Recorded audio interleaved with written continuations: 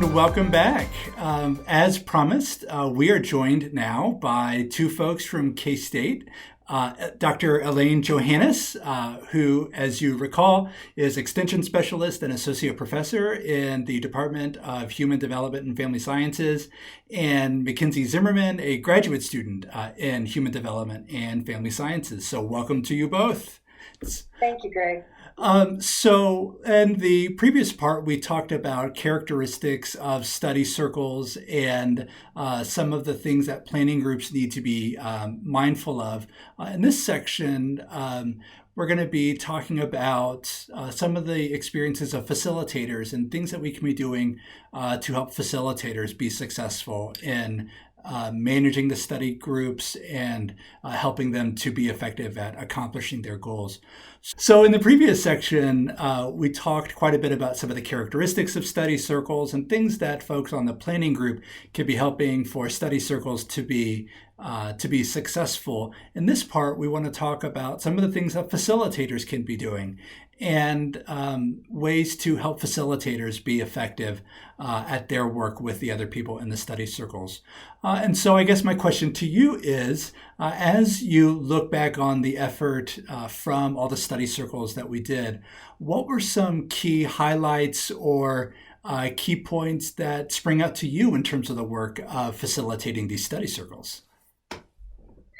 I may start with this one, McKenzie, if you don't mind. What comes to mind right now is the fact that we've discovered that we need to have a little bit of information if the context of the circle is not familiar to them. For example, you mentioned our work in the OTOK effort and juvenile justice reform. That is a total context that I'm unfamiliar with.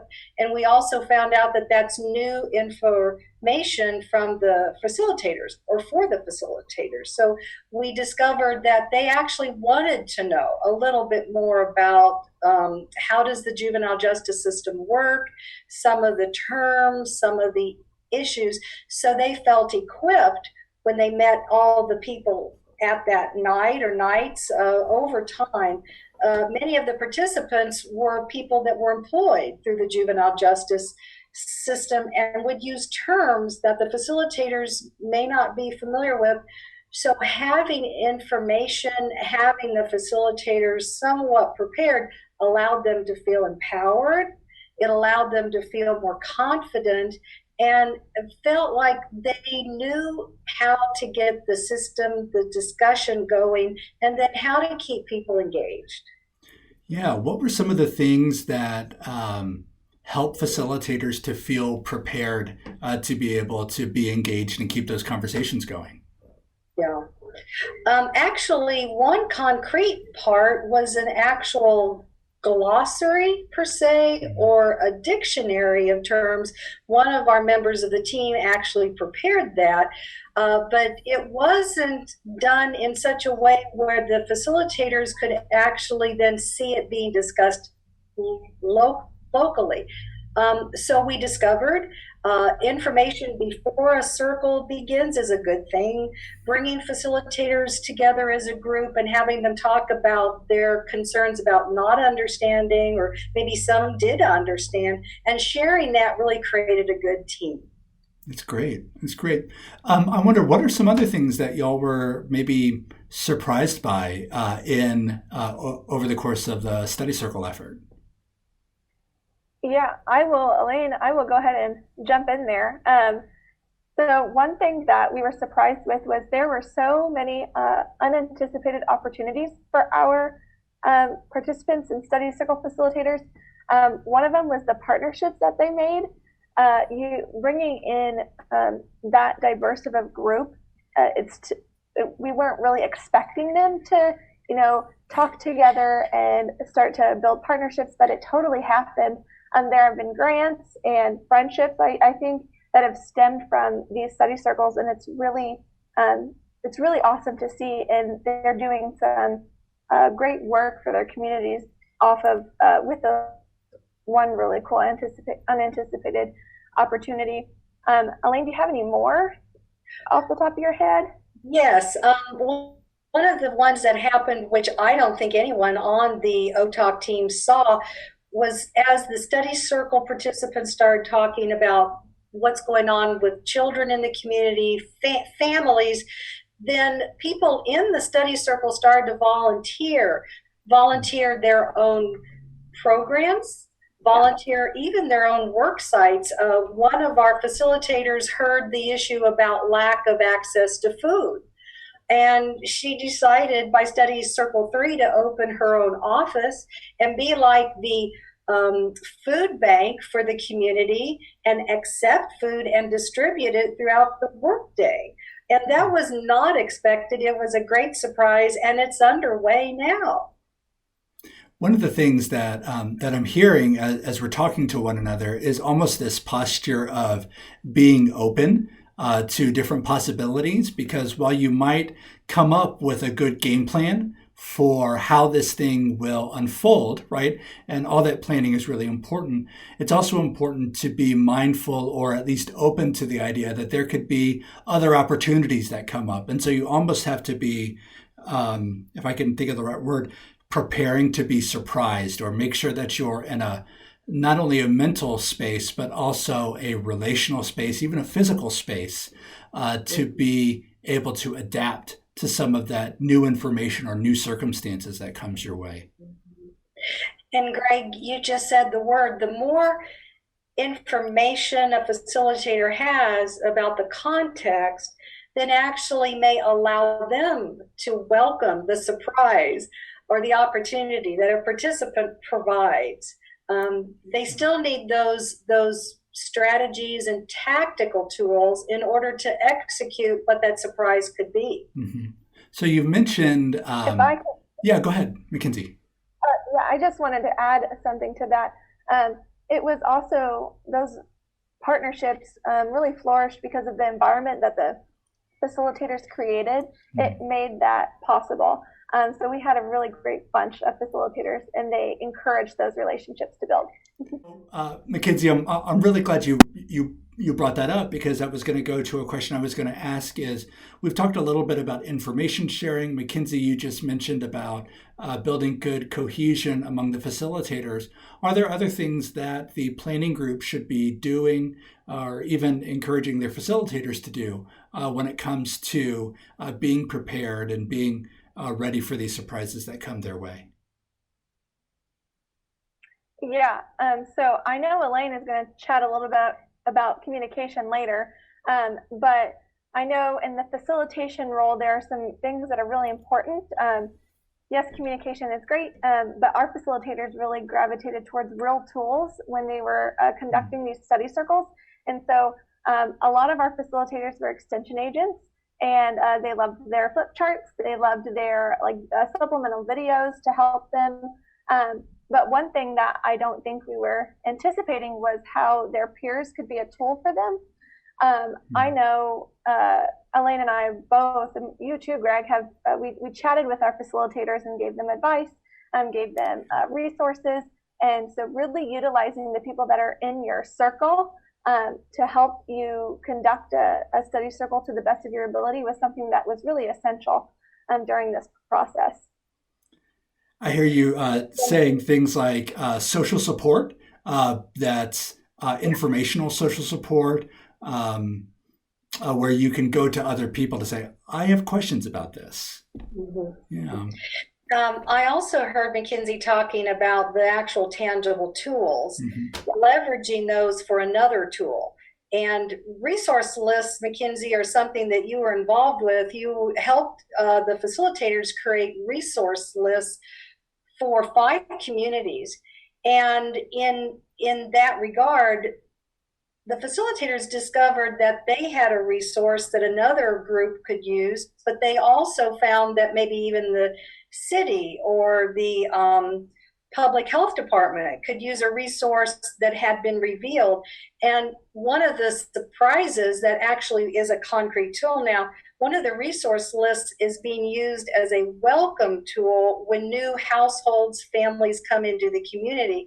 And it wasn't even expected on our top 10 lists of results from this work. So that tangible tool is now being used and actually is expanding. We actually facilitated that, and the facilitators themselves were surprised at how welcoming that tool was to other groups.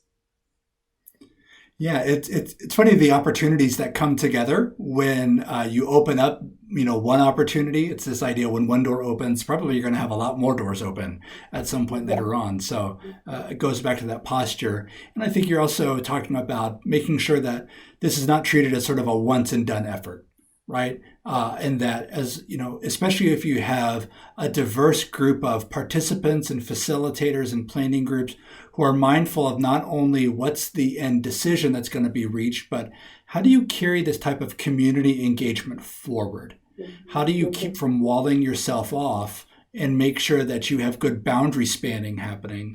That's something else that I'm hearing as well. Sure. Well, and I hate to say it, speaking with a communication expert here, but Greg McKenzie, the communication was rich. It was everywhere. We saw communication not only happening between the team, which we are part of, with the facilitators. We saw it happening with the facilitators as their own team, the communication between facilitators, participants. Then participants started to communicate without the facilitator even knowing, and then the communication bloomed, and groups that weren't part of the OTOK initiative became aware of the resources, the tools, the expertise that was brought to bear.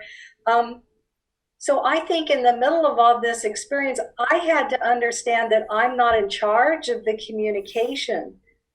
I may have been part of the initiation, but like the beautiful snowball going down the hill, it's gathering momentum, it's gathering more information, and it's taking on its own life. And so, yes, Greg, I think the sustainment of the effort has bloomed to the point that these are organic partnerships that actually result in something that's well beyond what we ever thought. So even talking about it gives me this warm, like a feeling that what was started continues to bloom. When we do work in communication, whether it's organizational communication or conflict management, we often talk about stages. And especially when you're doing negotiation, there are things like front stages and back stages. And you see some of the work, some of the communication happens on the front stage of when the study circle meets. But then there's all this other communication that's just as impactful, if not more impactful, that happens behind the scenes. When participants are talking, or when facilitators are talking, or when the planning group is talking, or when other people are going out and finding other information and bringing that in. Communication really is all over the place. And it seems that both for facilitators and for the planning group, it's important to have the tools and the resources there to capture and to listen to all that communication as much as you can, right? Because you learn so much through it.